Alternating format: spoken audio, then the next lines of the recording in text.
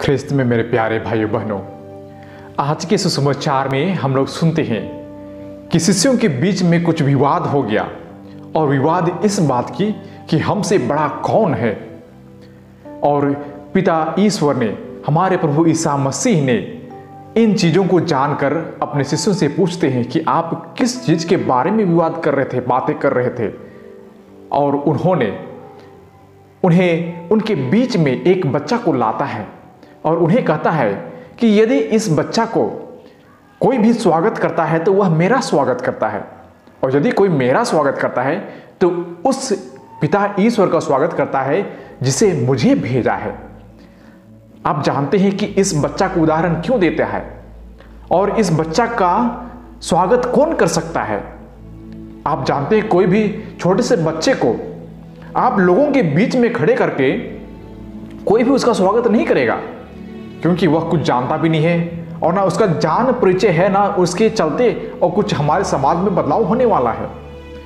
कहने का तात्पर्य यही है कि हम सभी उन लोगों को स्वागत करते हैं, उन लोगों को हम बुलाते हैं अपने समाज में, लोगों के सामने जो बड़े अधिकारी है, जो बड़े पॉलिटिशियन है, जो जाने माने हैं, उन सभी लोगों को हम समाज के सामने खड़े करते हैं कि लोग इसे देखकर हमारे जीवन में, मतलब हमें कुछ जानकारी और हमें प्रचलित कर दे।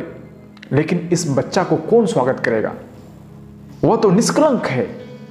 और इसलिए परमेश्वर कहते हैं कि निष्कलंक होने के चलते ही इस बच्चा को यदि कोई स्वागत करता है तो वह मेरा स्वागत करता है। इसलिए परमेश्वर हमें कहते हैं कि हमें निष्कपट होना है, निष्कलंक होना है सभी के सामने, और वैसे लोगों को ही हमें स्वागत करना है, ना कि हमें कुछ पाने की लालसा रखना है, उसे स्वागत नहीं। और उस चीज को आगे भी हमारे परमेश्वर का वचन कहते हैं। यीशु का शिष्य योहन प्रभु ईसा मसीह के पास आकर कहता है कि मैंने किसी लोगों को आपके नाम पर अवधूतों को निकालते हुए देखा है और मैंने उसे रोकने का कोशिश किया। और प्रभु यीशु ख्रिस्त कहते हैं कि आप उन्हें मत रोकिए, क्योंकि वे आपके विरुद्ध नहीं है तो वे आपके साथ है।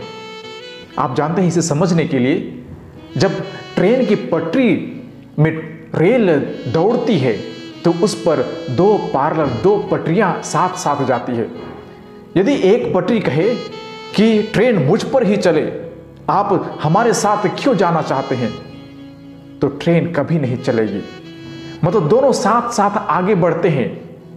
और वैसे ही आज के सुसमाचार में हमारे प्रभु ईसा मसीह कहते हैं कि यदि कोई अच्छा कर रहा है, हमारे नाम पर परमेश्वर का सुसमाचार का प्रचार कर रहा है, तो वह हमारे साथ है और उसी पर सब कुछ अच्छे चलने लगेंगे। जैसे मैंने कहा कि एक पटरी में ट्रेन नहीं चल सकती है, इसलिए वे साथ साथ चलते हैं और जिसके कारण उस पर कई सारे लोग यात्रा करते हैं। तो वैसे ही हमारा जीवन है, जब हम अच्छाई के जीवन पर चलना चाहते हैं तो हमारे साथ बहुत सारे लोग उस राज्य पर प्रवेश कर सकेंगे।